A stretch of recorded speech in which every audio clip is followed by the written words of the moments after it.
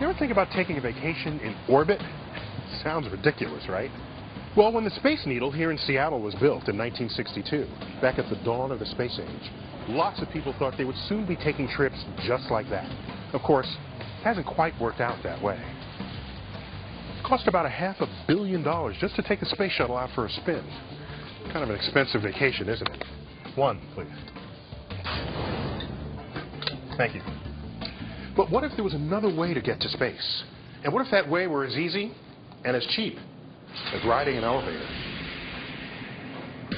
Well, strange as it sounds, some people think this kind of trip might just be possible one day, thanks to something known as the Space Elevator. A 22,000-mile long cable that we could ride straight to outer space. What we're talking about is building the biggest thing ever. And what enables this big idea is the discovery of something so small you can't even see it with the naked eye. A new material called a carbon nanotube. Fueled by the promise of these tiny tubes, people are already working to turn the space elevator into a reality. It's basically a fairly straightforward system once you get down to the nuts and bolts of it.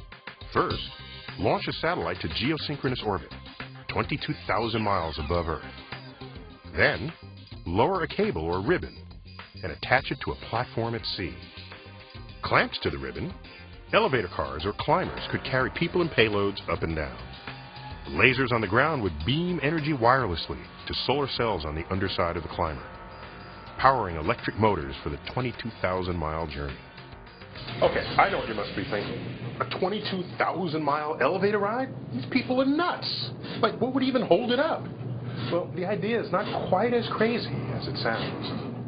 Imagine I have a yo-yo in my hand. As you spin the yo-yo around, the body of the yo-yo is thrust outward, and the string connecting you to the yo-yo is held taut.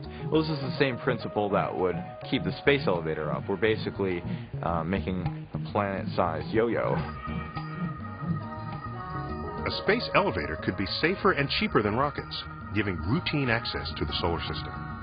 Bringing this far-out idea down to Earth, NASA recently funded a competition in New Mexico to build and race space elevator prototypes.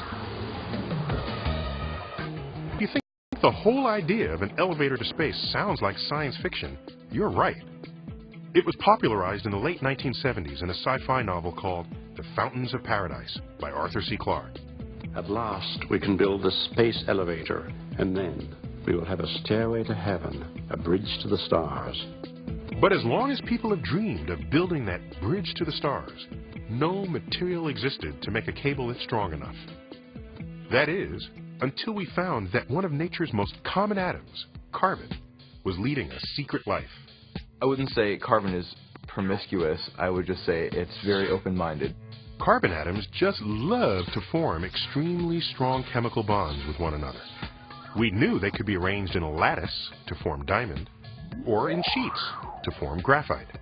But until recently, we had no idea they could also form tiny spheres called buckyballs, and tiny tubes called carbon nanotubes. Much stronger and lighter than steel, and able to conduct electricity, these cylinders of pure carbon have been called a wonder material, a new building block that might be used in everything from electronics to airplanes.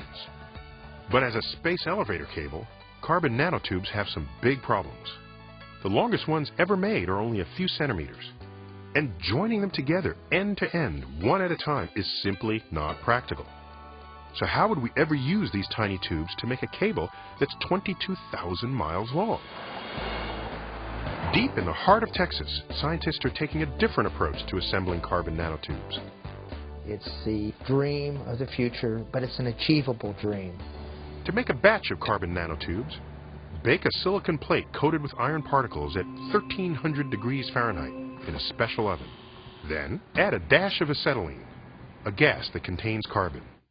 When acetylene comes in contact with the iron, it releases its carbon atoms, which assemble, as seen here, into nanotubes. When the plate comes out, it's coated with a black soot that contains trillions of carbon nanotubes, all aligned vertically in what Ray Bachman calls a forest. Think of a bamboo forest. But unlike a real bamboo forest, the trees in a nanotube forest tend to stick together, thanks to a faint force operating at the nanoscale, called the van der Waals force. It's sort of like magnetism. So when you pull one nanotube out, you pull its neighbors, and then they pull out their neighbors.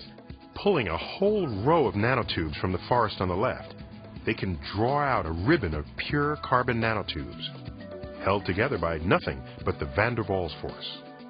This ribbon is less than 1,000th the thickness of a human hair, and it's stronger than steel. But can nanotube ribbons ever be made strong enough for a space elevator cable? That is an unresolved question. But in science and technology, I've learned just never use the word never.